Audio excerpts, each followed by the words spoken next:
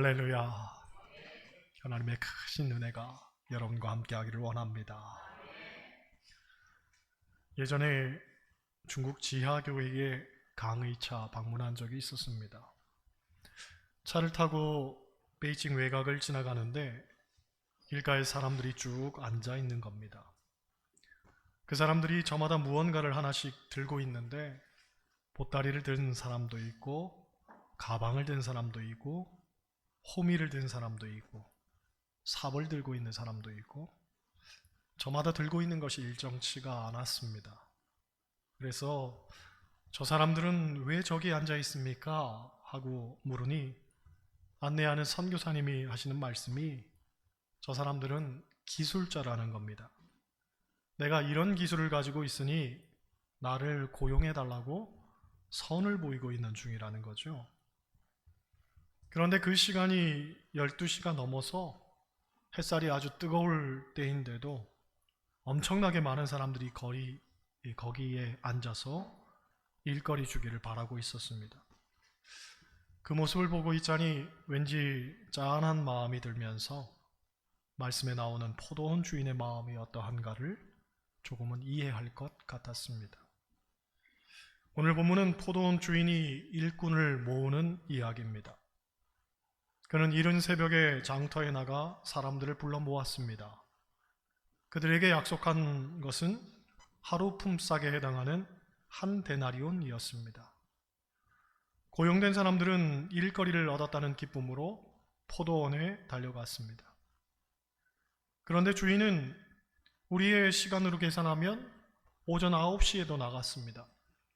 그리고 12시에도 나갔습니다. 게다가 오후 3시에도 나갔습니다. 그 시간에 나가서 사람들을 불러온 겁니다. 생각해 보세요. 오후 3시에 불려온 사람들이 무슨 일을 하겠습니까? 그런데도 주인은 그들을 불러 일을 시켰습니다. 하지만 거기가 끝이 아니었습니다. 정말 깜짝 놀랄 일은 그 이후에 벌어지죠. 주인은 오후 5시에도 장터로 나갑니다. 해지기까지 그들이 일할 수 있는 시간은 고작 1시간 남짓이었습니다. 그런데도 포도원 주인은 그들을 고용합니다. 뿐만 아니라 그들에게도 똑같이 한 데나리온의 임금을 지불합니다. 여러분, 한 데나리온이란 임금은 이른 아침에 와서 하루 종일 수고한 사람들이 받는 품삯입니다. 그런데 겨우 1시간 남짓 일한 사람에게도 똑같이 한 데나리온을 주는 것이 언뜻 보면 이건 굉장히 불공평한 일인 것 같습니다. 제가 군대 다녀와서 공사장에서 막노동을 했었습니다. 당시 하루 종일 일한 임금은 한 대가리라고 불렀고 반나절을 일하면 그의 딱 절반을 준다고 해서 반대가리라고 불렀습니다. 재미있는 것은 지붕에 콘크리트 타설하는 날은 대박이었습니다. 그 날은 일의 양이 반대가리인데 임금은 한 대가리로 쳐주는 날입니다. 그래서 그날은 모두가 콧노래를 부르며 집으로 돌아오는 거죠. 일은 반만 하고서는 급여는 하루치를 온전하게 다 받으니 다들 기분이 좋은 겁니다. 그런데 오늘 본문의 문제점은 뭡니까? 한마디로 공평하지 않았다는 겁니다. 누구는 하루 종일 일하고 누구는 반나절만 일하고 아니 누구는 심지어 1시간밖에 일을 하지 않았는데 임금을 똑같이 받은 겁니다. 그러니 먼저 온 사람들에게서 불만이 제기되지 않을 수가 없는 상황이었죠. 왜 저 사람은 1시간밖에 일하지 않았는데도 한 데나리온을 받습니까? 아주 당연하게도 사람들이 강력하게 항의를 하게 됩니다. 그런데 우리가 본문에서 놓쳐서는 안 되는 이야기가 있습니다. 왜 주인이 그 늦은 시간에도 품꾼들을 데려왔느냐 하는 겁니다. 6절, 7절 한번 보겠습니다.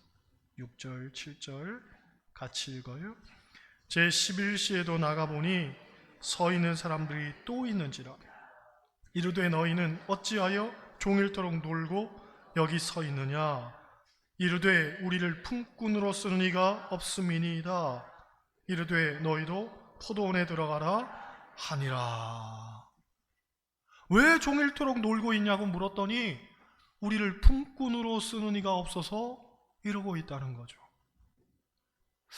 이 말 속에서 우리는 두 가지를 연상해 볼 수가 있습니다. 하나는 당시가 농한기일 수 있다는 거죠.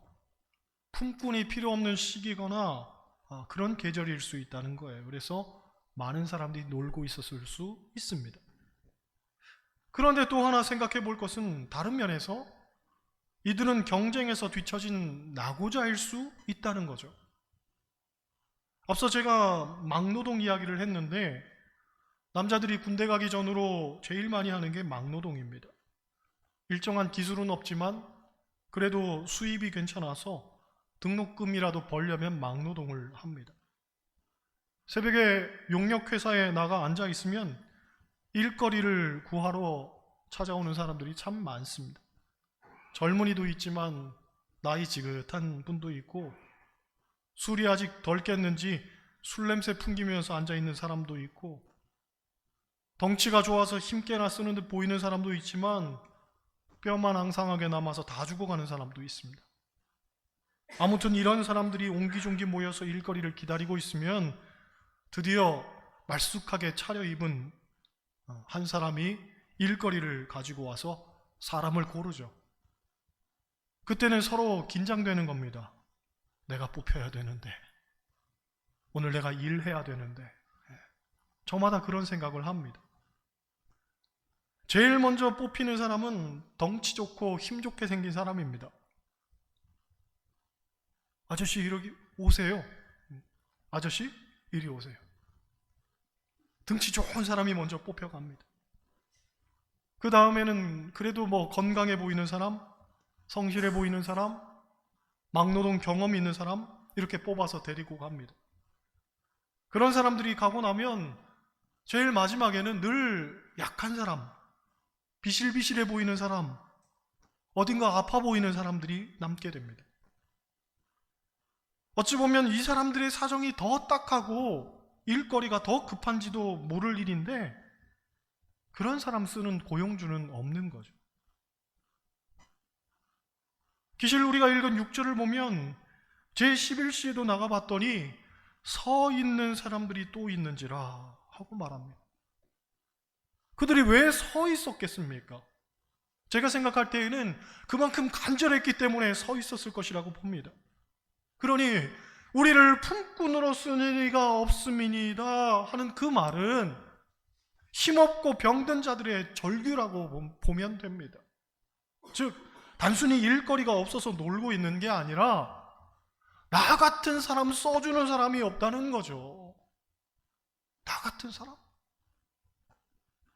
이 병들고 구차한 삶을 살아가는 나 같은 사람 써주는 사람이 없다는 거예요.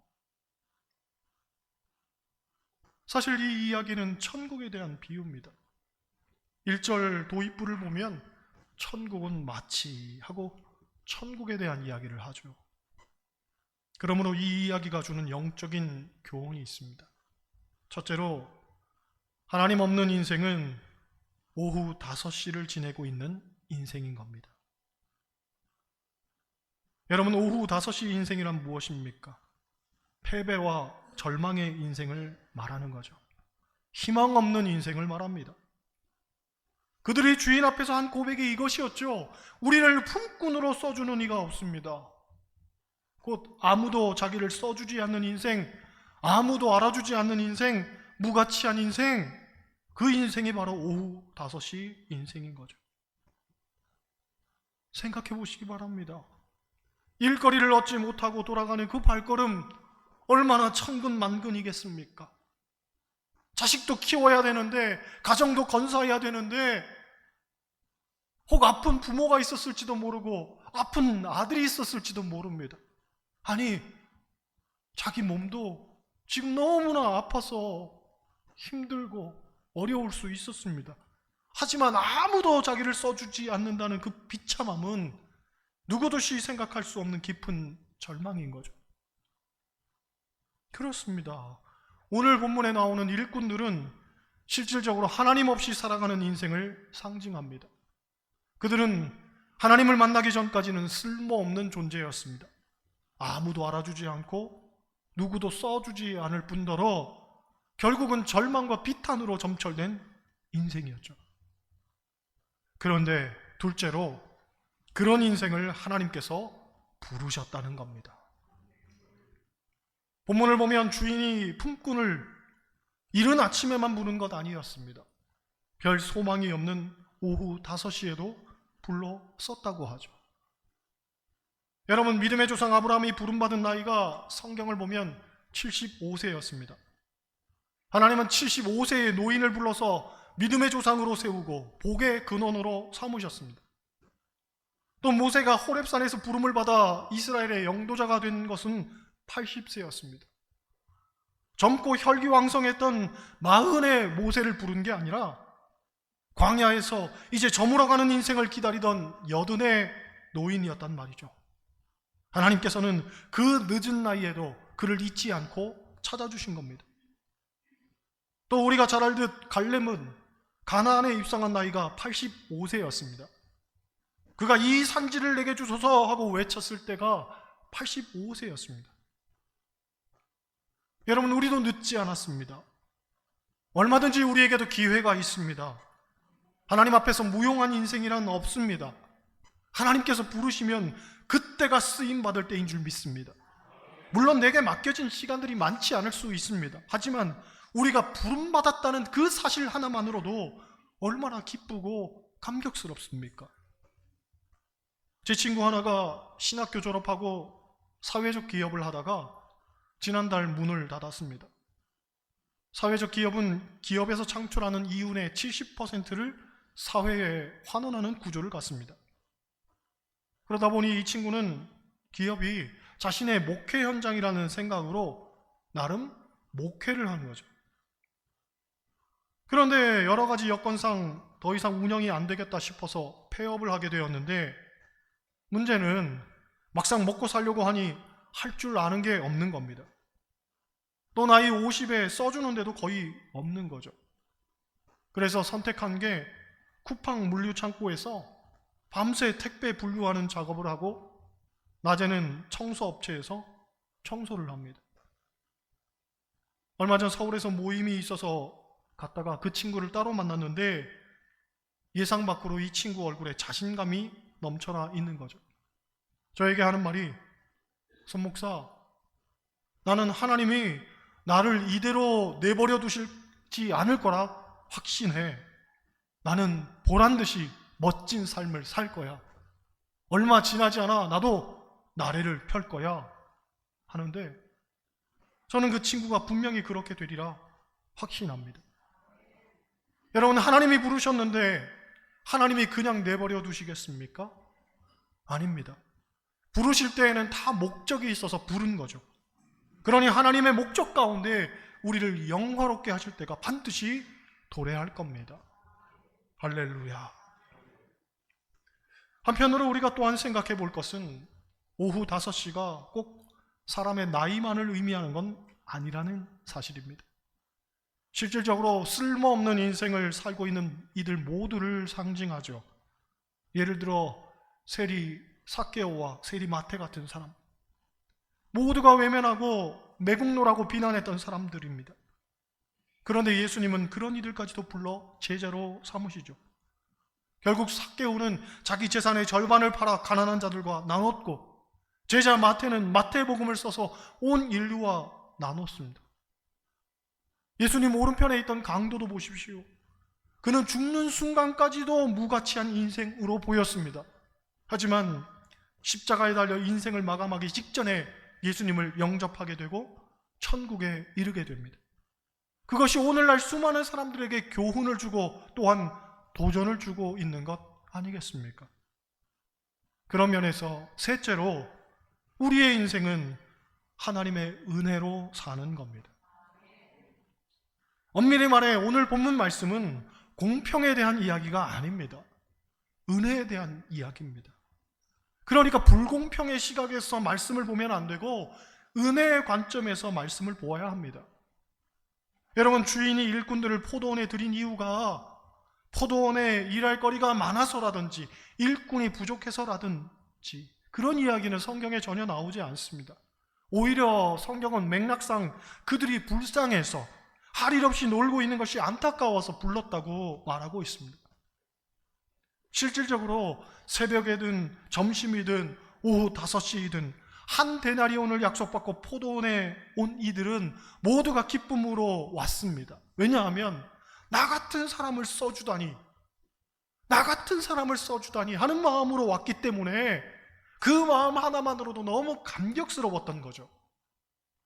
그런데 문제는 어디서부터 생겼습니까? 결론부터 말하면 비교하는 것에서부터 시작되었습니다. 즉, 내가 받은 은혜만 생각하면 감사가 넘쳤을 텐데 남들과 비교하는 그 순간부터 불평이 싹트기 시작했다는 거죠.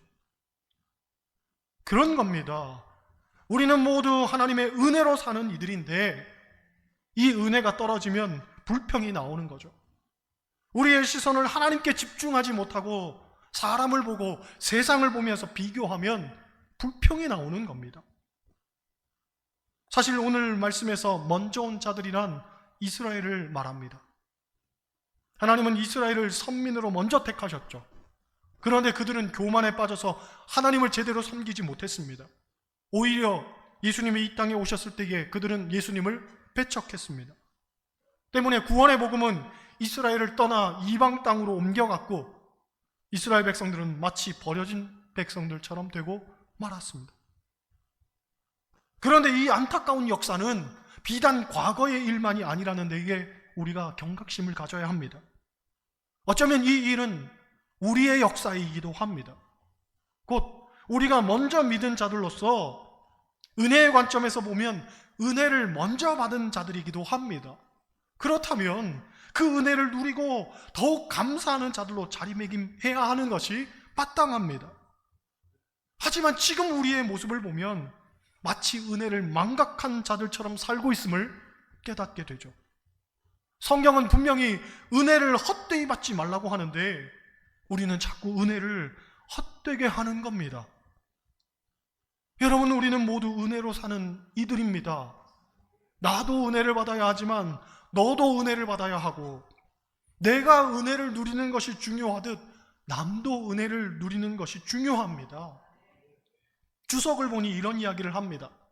만약 먼저 온 자들 가운데 오후 5시에 불려온 이의 아버지가 있었다면 그 아버지가 아들이 한 데나리온 받았다고 불평하겠냐는 거죠.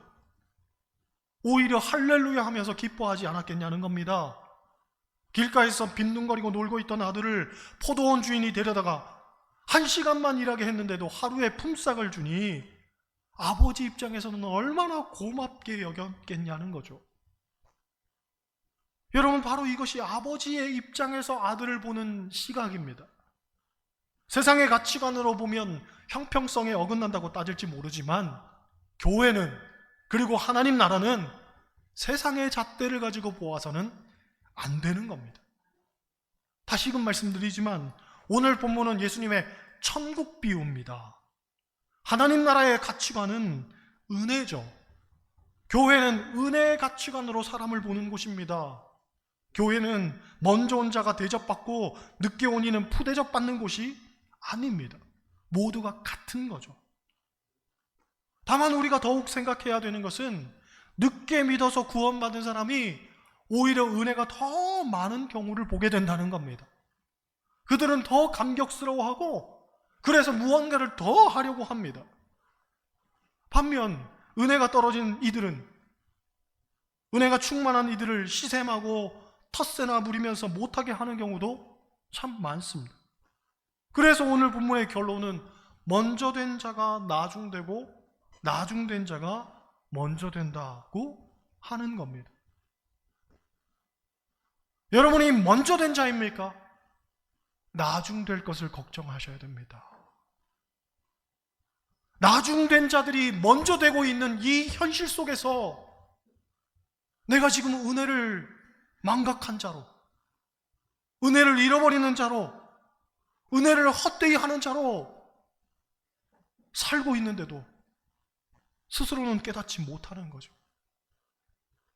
그러므로 우리는 부단히 자기 점검을 해야 됩니다.